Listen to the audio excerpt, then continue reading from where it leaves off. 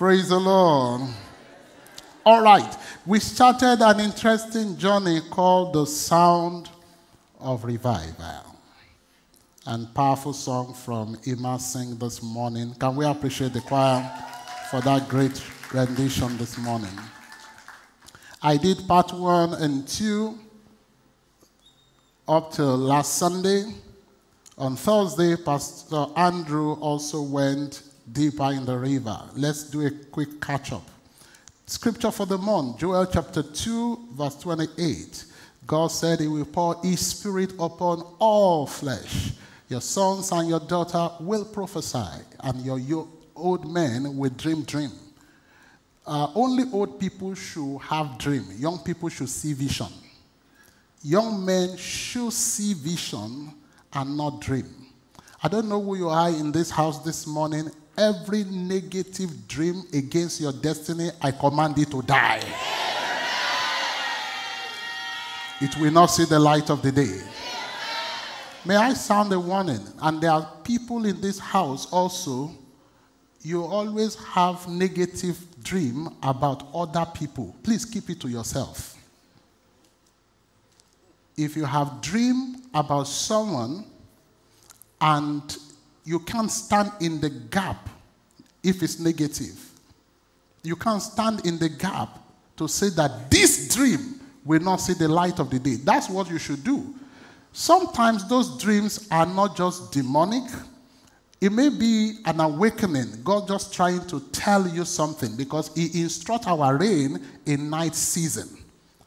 But what you need to do is to stand in the gap for that person and not spread something that will cause the other person to be afraid. Can I hear amen to that? I mean, I've had that kind of scenario. Somebody say, I dreamt that you die. And this other one can't sleep again. His vision always speaks peace. Praise the Lord. Even if you dreamt that somebody died, start praying that this is against the word of God. The covenant of life in Island Church is how many years? 120. That's what the Bible says. And the Bible is superior to your dream. Praise the Lord. So if you have negative dream about anyone, keep it to yourself. Stand in the gap. If you are led to share, do it in a way that it will bring peace. And the other person takes what you are giving as prayer point. Oh, bro, you need to pray about this. The Lord showed me this. And without going into the graphic details of the things you saw, you can still pass the message across. Is that okay? And very much in order? Because even the Bible says the spirit of the prophet is subject to the prophet. There are things God is putting in your heart. I once heard Pastor Aborowa say that. He said, if God give you a prophecy and you don't know how to deliver it, you can find yourself in prison. For example, God told Pastor Aborowa that the president of Nigeria in the days of Advasha is going to die. Pastor Aborowa came to Holy Ghost service and he told all of us, I was in that Holy Ghost service, that we should go around, and that was June or so, and he said we should be telling one another Happy New Year in June. Doesn't make sense. And we were congratulating one another, and the week after the Holy Ghost service, Abacha died.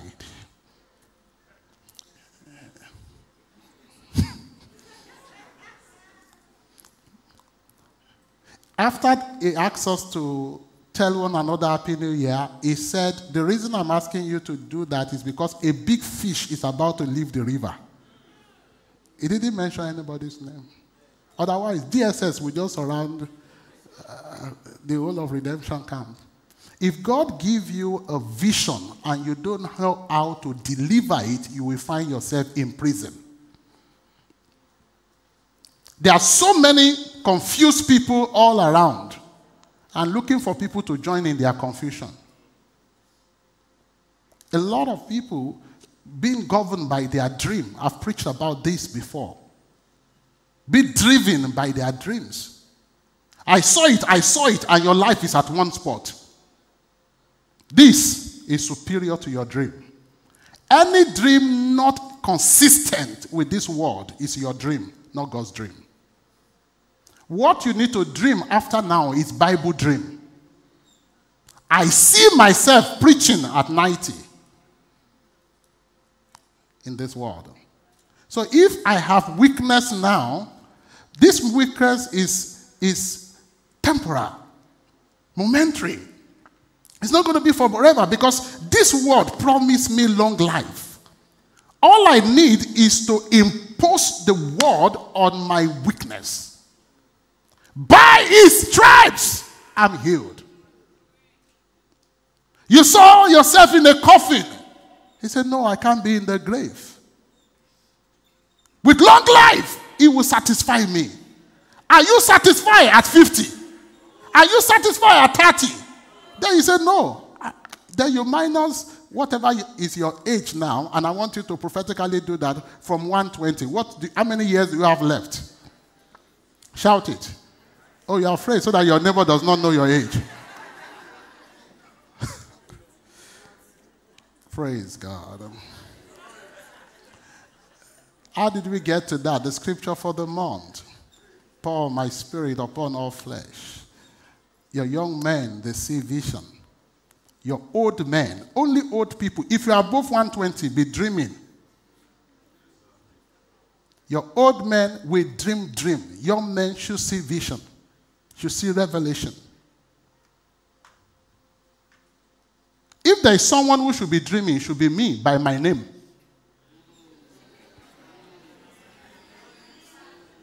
There's a problem if Shade is dreaming and Joseph is not dreaming. Young people should see vision, insight, revelation, eye opening. That's what we should be seeing. Can I hear amen? Yeah. So revival is spiritual awakening. That's what we said. Revival is spiritual awakening. Repentance always follow revival. Deep relationship with God follow a revival. Outpouring of the Spirit always follow a revival. Psalm 85 verse 6 is another scripture for the month. The Lord will revive us again. Psalm 85 verse 6, that we may rejoice. Joy follow revival. Acts 2, chapter 2, verse 1 to 4 is another scripture for the month. Ephesians 4:23, we will be renewed in the spirit of our mind. Ephesians 5:14, awake, awake, you that sleepeth, and arise from the dead. And Christ will give you light. Genuine revival starts with personal assessment of our spiritual state. That's what we did last Sunday. Genuine repentance always follow revival. No cover-up. And one powerful scripture, Proverbs 28, verse 13, he that cover his sin shall not prosper. You want to prosper, open up.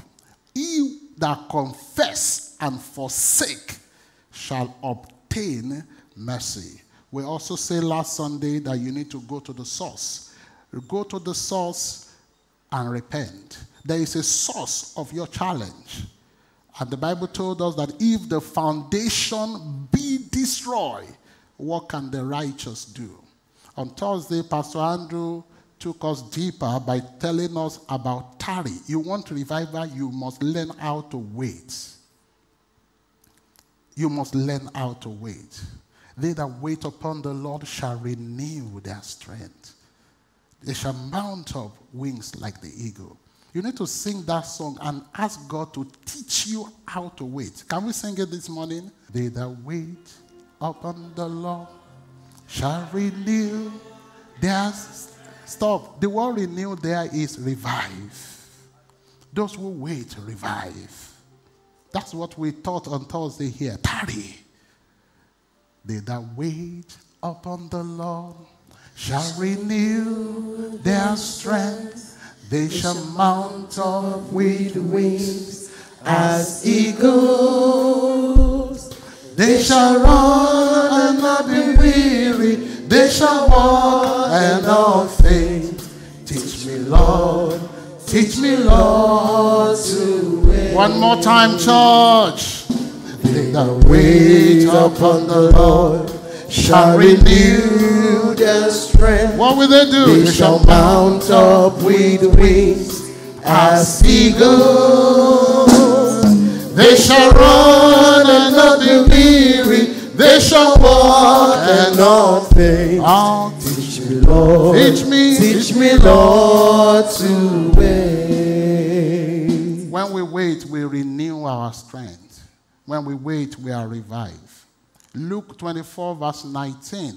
Jesus told them, he said, tarry until you are endued with power. Wait. Wait. 49.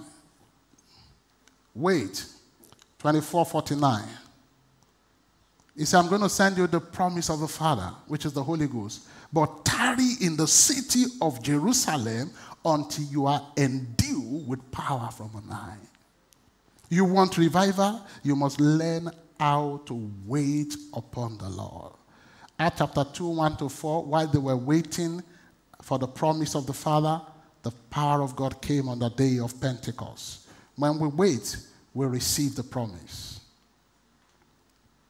The sound of revival, part 3, my section now. This morning I want to talk about brokenness as a condition for revival. Brokenness as a condition for revival. Those who will experience revival we're talking about this month must be men and women who are broken. To be an agent of revival, you must be a broken vessel. God is not looking for ready-made people, people who are full, who are in themselves sufficient. God is looking for men and women who will look up to him for help. He's looking for broken vessels. And you know, Jeremiah talked about human as being clay in the hand of the Lord.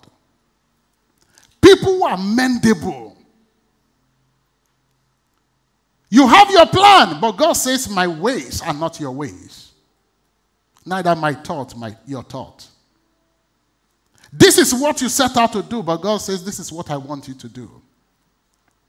Those who experience revival are people who are mendable, broken vessels. Lord, this month I have not come with any preconceived notion. Take me, Lord. Mold me, Lord. Mend me, Lord.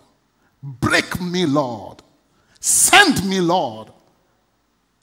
This is what we're talking about this morning. God is looking for vessels that are mendable. People he can come into their life and adjust them to God's way. That's what Isaiah says. As heavens higher than the earth, so are my ways higher than your ways, and my thoughts higher than your thought. God is looking for people who will align this month. You want to experience revival, you must sync with the will of God. Jesus, not my way, not my will. Have your way. So he's looking for broken vessels. People who are not in themselves sufficient. If you check all through scripture, people God used are people that men have written off. Foolish things of this world just to disgrace the wise. When they saw the apostles, when they started doing all the good things they were doing, the Bible says they took knowledge of them, meaning they looked at them. And they said, these unlearned and ignorant men. Now they turned the world upside down. When they started speaking in tongues, they said, what kind of gibberish are they speaking? Language. And people in Jerusalem says, I can understand what they are saying. That's my own language. Another person says, I can understand. And these are complete strangers. They weren't speaking Aramaic, they were speaking all the language that they speak there. They started speaking in dangerous, deep tongues. Because those vessels were available. God is not looking for the educated for this revival. You're educated, fantastic. But the criteria for this revival is availability. Are you broken? Have you seen skillful people who are never reliable? They tell you, I'll be there for 3. 7 o'clock, you are still waiting for them. Skill without brokenness equals trash. Equals trash. You are good, but you don't keep to time. You tell us you will deliver these clothes in 2 days. It has turned to 20 days. Let all fashion designer in church this morning receive grace. You are good, but you are not reliable.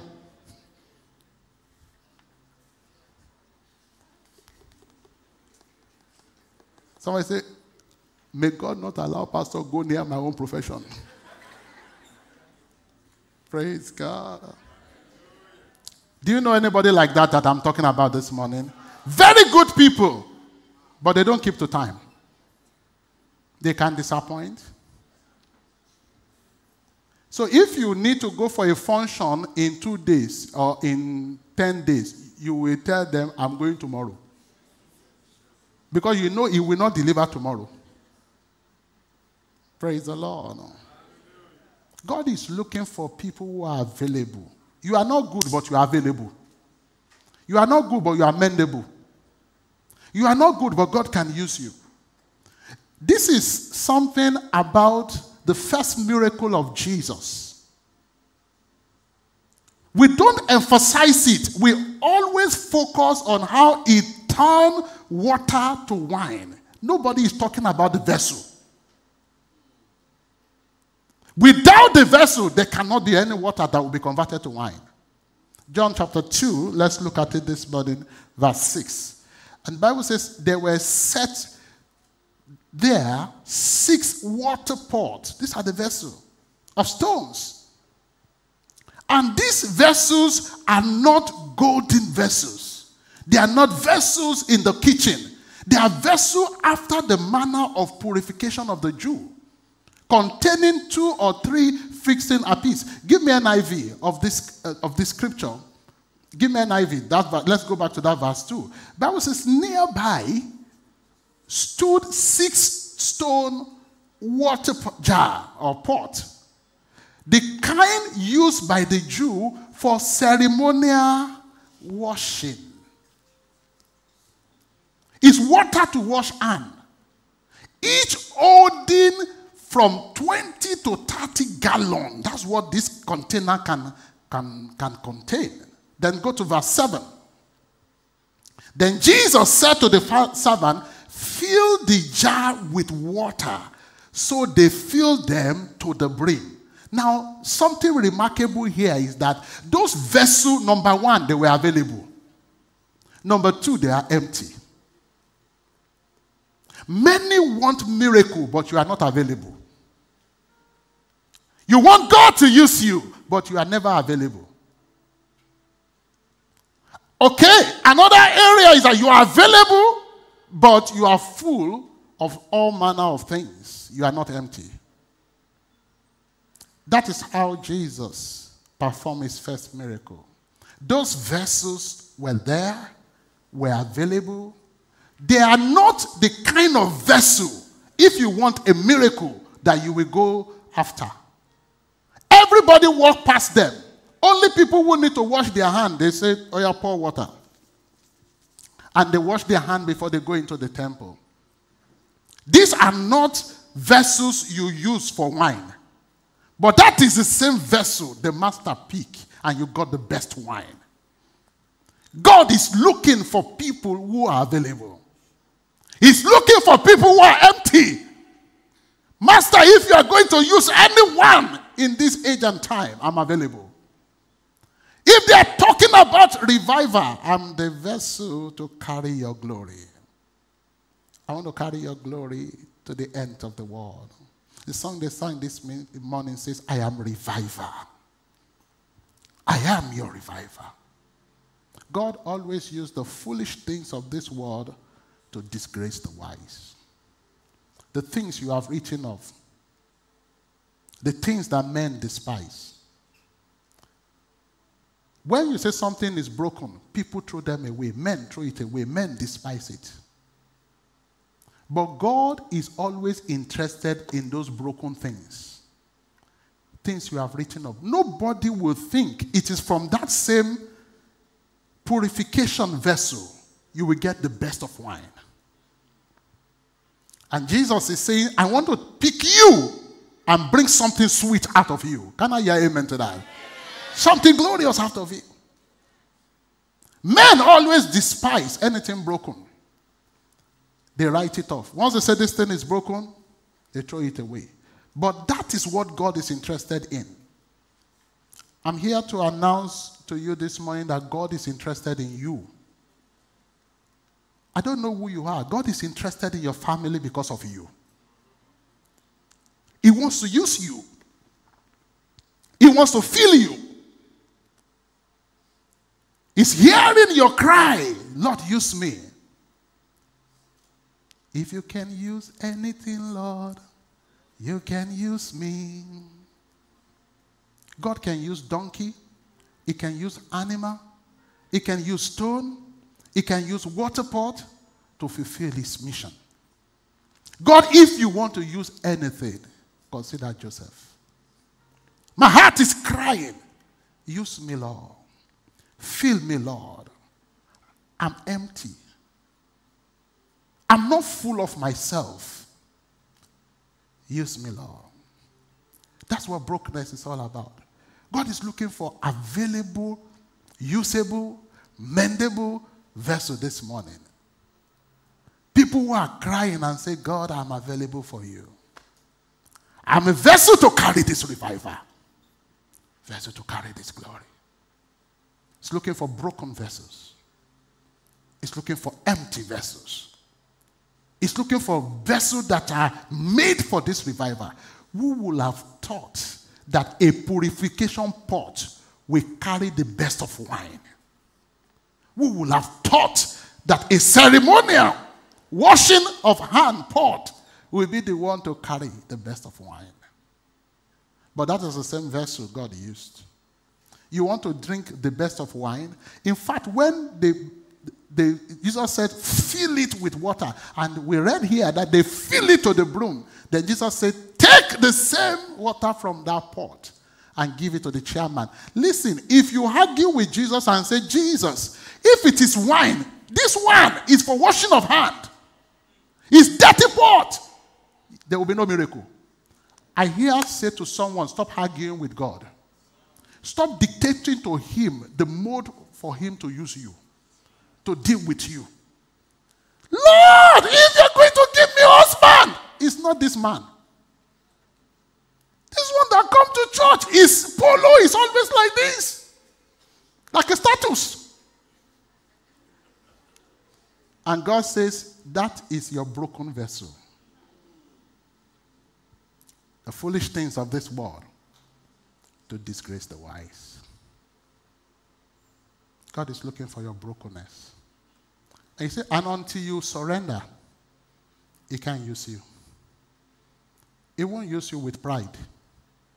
He won't use you with arrogance until you are broken. Judges chapter 6 from verse 11. Verse 12, this talk about a man called Gideon who was hiding from the enemy.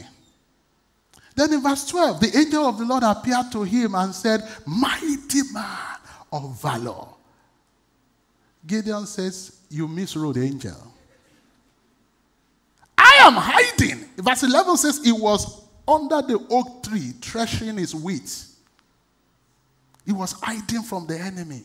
Then God appeared to him and shouted to him, mighty man of valor. He said, no, mistaken prophecy. I'm not mighty in anything. I'm hiding. If you say, hiding man, then he said, that's me. God doesn't speak to you by the state of your bank account now. He look at your future. I stand on this altar as your pastor and I declare billionaires in the house. Ah, pastor, don't go there. Biloko. Billionaire. He said, I don't know where the lunch this afternoon is going to come from. God doesn't look at you based on where you are right now. I'm talking about men and women who are going to be captains of industry, great men of God in the house this morning. Then Gideon started protesting. Verse 13, he said, if I am a mighty man, if God is with me, where are all his miracles? How come now we are captives before the Midianite? Then God kept speaking. Go to verse 14. He kept speaking to him. He said, hey, listen to Gideon. I will deliver the Midianites to you. I'm sending you. Then in verse 15, the man kept protesting.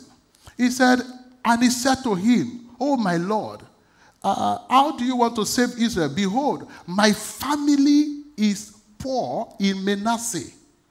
Manasseh is a poor tribe. Then inside Manasseh, my own family is the poor. Then in my family, I'm the least in my father's house.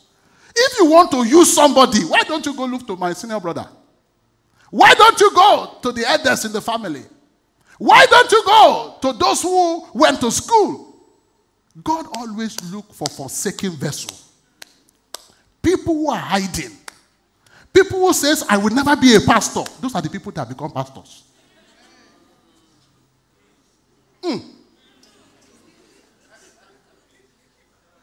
I will never do this. Then God filled them with the Holy Ghost. Filled them with power.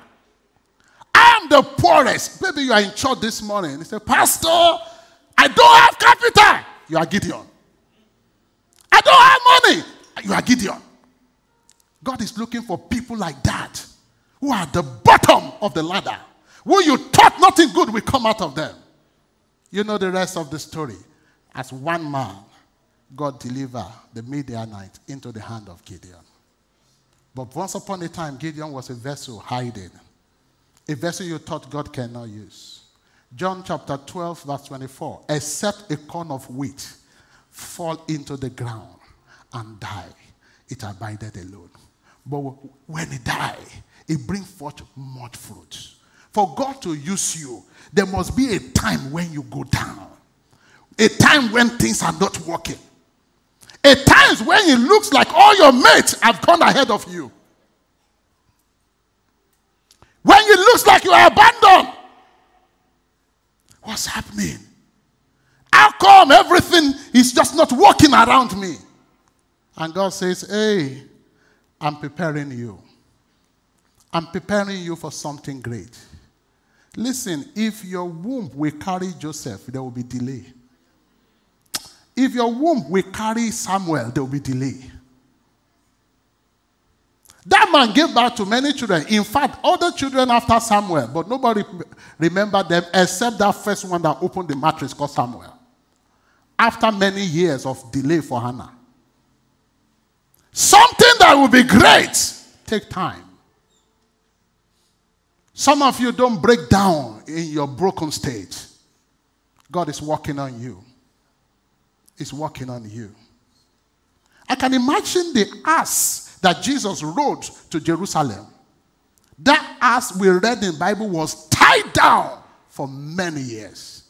Because we read that never has anyone rode on that ass. Every other ass they gave birth to at the same time, people started riding on them. In fact, they decorated them. They took them to this thing that they do in the north. Do you know this game? Yankari game that they play in the north. Do you know how they decorate those horses and those things they use? Then this ass, we see mate ass, born same day, classmate ass, decorated, being used, but he's in one place. And he's asking the owner, why are you not using me? He said, no, you are tied down for somebody to use you. But when the time of this ass came, the Bible says it's not only fellow animal, human beings were bowing down for this ass to get to Jerusalem, the triumphant entry. The ass we thought I'm so important. But for many years, no result. For many years, it looks like people have gone ahead of you. It's because Jesus wants to ride on you. You are tied down, things are not working now because Jesus is coming to ride on you. He wants to use you. Something great is coming. Someone good is coming. It doesn't matter how many people have gone ahead of you. You are a vessel meant for the master. Listen, your house is not for everybody. It's meant for Jesus. God wants to do something great in your life. That's the reason for the delay. Not all delay, because some delay are demonic. But there are people here who have prayed, fasted, sowed seed, believing God, and it looks like it is still the same story. Something great is about to happen. In your state of brokenness, don't break down. Stop shedding tears. You are meant for the master. Except a corn of wheat fall into the ground and die. There are times we die. Galatians 2:20, I am crucified with Christ. Nevertheless, I live. The life I live now is not my own. It's the life of the Son of God who loved me and gave himself for me. I may look like dying. The outward man may be perishing, but something inside of me is renewed day by day. This may look like it's not working right now, but God says, hey, I'm working on your destiny. I'm working on you. You may look broken. I'm interested in you. I always look for broken things. Men always despise broken things. Men always reject broken things. Look at Psalm 34, verse 18. The Lord is near to those who have broken heart, and save such as be of a contrite spirit. This scripture says God is near to those who have a broken heart. If you have a broken heart, God says, I'm near you. Contrite spirit. Those are the people I'm close to. If you paraphrase this scripture, it means God is far from arrogant people whose heart is not broken. I'm near those whose heart is broken. I'm far away for those who don't have a broken heart. Isaiah 57, verse 15. Isaiah 57, verse 15. It said, for thus says the high and lofty one that inhabited eternity, whose name is holy. I dwell in the high and holy place, with him also that is of a contrite and humble spirit. Those are the people I dwell with, to revive the spirit of the humble. I dwell in the high and lofty place. He said, I also dwell with the one with humble spirit. But those who don't have this humble spirit, I'm very far away from them. God always looks for people who are broken spirit. So brokenness, listen this morning, is not weakness. Brokenness is realizing our weakness and limitation. Brokenness is not self-condemnation. Brokenness is death to flesh. Brokenness is complete surrender to the will of God. Brokenness is true humility. A place of humility. True humility. We read in Philippians chapter 2 from verse 5. Jesus, the Bible says in John, is God. God in the flesh.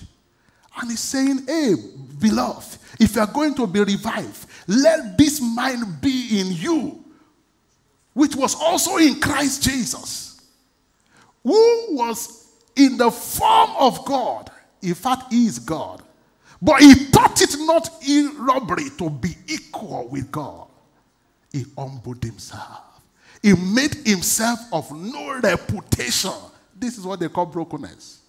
Took upon himself the form of a servant. He was made in the likeness of man. God now became man. Humbled himself. He became obedient, even unto the death of the cross. Do you know, even as Jesus was on the cross, he can tell the ground to swallow all those people who were crucifying him. Bible says he thought it not robbery to be equal with God. He humbled himself. He take humility to die that kind of shameful death. There are many who can't take shit. And they say it. I take no shit from anybody. Well, that's why you are where you are. You take no shit. I cannot accommodate prisoners. Uncle, where does that? Jesus humbled himself. Shameful death. This is needed for us to have the body of Christ. Let's go to verse 9.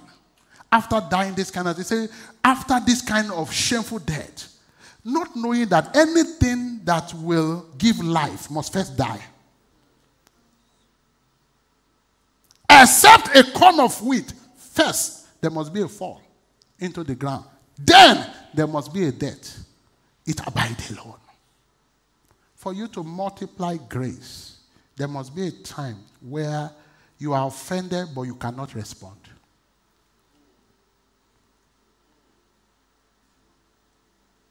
You caution yourself. Lord, it pains me, but God says, be still and you will know that I am God. There's someone here, you are fighting a lot for yourself. Let God do the fighting. The Bible says, verse 9, after this humility, the Bible says, wherefore God has highly exalted him, then gave him a name that is above every name. You want to earn a name, you must die first. You must humble yourself. You must be a broken vessel. You must be a vessel that God can use. God has given him a name. Today, at the mention of the name of Jesus, every knee, the bow. But he got that name by first dying. A shameful death. The death on the cross. Remember where we started from? He said, let this mind be in you. The first step of greatness, of revival, is going down. It's falling into the ground. Denying yourself of certain privileges. How will a professor leave the staff quarters in Unilag to go and be living in Mushin? Great people always live in Mushin first. If you know, you know. Great people always live in Mushin first. Because from that part of Lagos comes greatness. From Mushin to the world. I don't care where you are living right now. There is greatness on the inside of you. Somebody is mocking you because you are living in Akute. He doesn't know that that is where God made great people.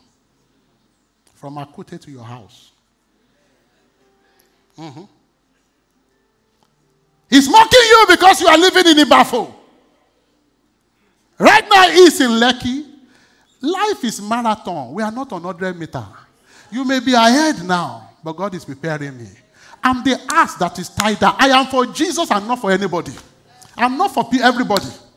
I am only specially made for the master use. Please don't copy anybody. And don't watch anyone. Run your race that is set before you. Are you blessed this morning? Bow your head and pray in the Spirit right now. Can we sing, make me a vessel? Lord, make me that vessel. Make me that vessel. Somebody cry intensely this morning. God, if you want to use anyone, I'm available. Break me this morning. You want me to be. Mold me this morning. I came here with nothing but all that you have given me, Jesus. Somebody pray intensely for yourself this morning. Out of me. Lord, I am available. Make me. Jesus, break me. Make me. Jesus, mold me. Make me whatever you want me to be. That's my cry this morning. I came here with nothing. Yes, Lord. But all that you have given me, Jesus, bring your wine out of me. This is our cry this morning. This is our cry this morning. In the crushing,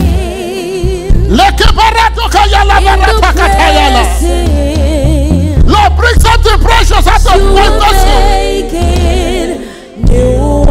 All this pain, all this confusion, Lord, bring something great out of me. In the